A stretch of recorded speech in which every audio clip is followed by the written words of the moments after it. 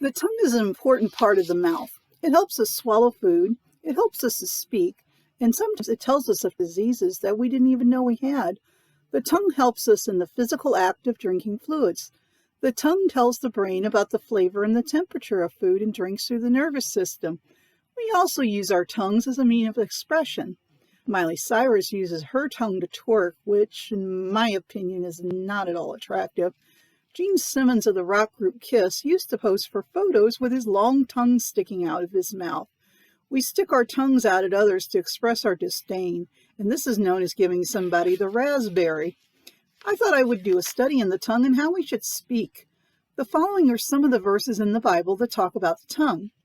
Luke 6, verse 45 reads, "Good man out of the good treasure of his heart brings forth good, and an evil man out of the evil treasure of his heart brings forth evil. For out of the abundance of the heart his mouth speaks."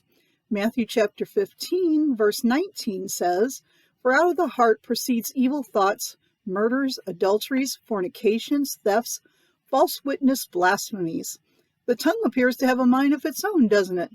But as these scriptures state, the heart is the brain of the tongue when it comes to speaking instead of the actual brain itself.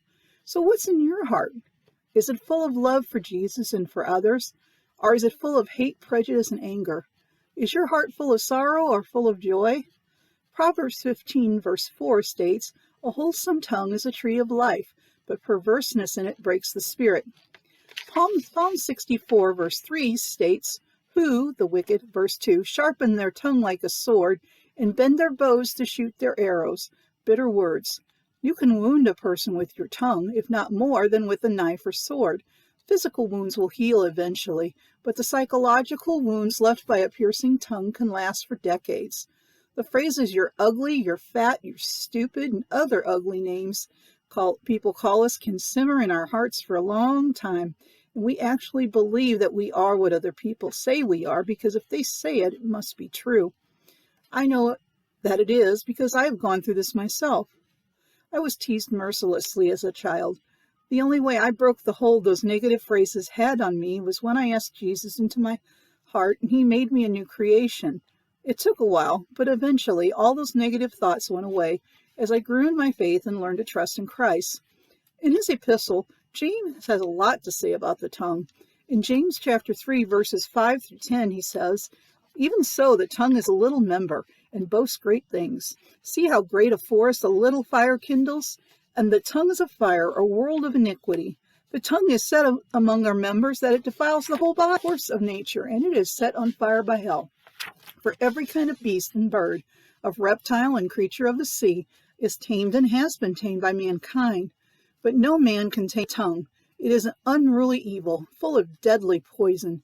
With it we bless God and our Father, and with it we curse men, who have been made in the similitude of God. Out of the same mouth proceed blessing and cursing. My brethren, these things ought not to be so. If we truly love God, we should love the people he created, in his own image no less. If we love people, we will not curse them or say bad things about them. To love God but curse man is a real contradiction. Sometimes we speak without thinking, otherwise known as not engaging your brain or your heart before engaging your tongue. This can get you in a lot of trouble and possibly cause you to sin as well. Leviticus chapter 5 verse 4 states, "Or if a person swears, speaking thoughtlessly with his lips, to do evil or to do good, whatever it is that a man may pronounce by an oath, and he is unaware of it, when he realizes it, then he shall be guilty in any of these matters." To summarize, keep your heart pure and clean and full of love and for God and for others, so that you will not curse or say bad things to or about others. Think before you speak, so you do not sin.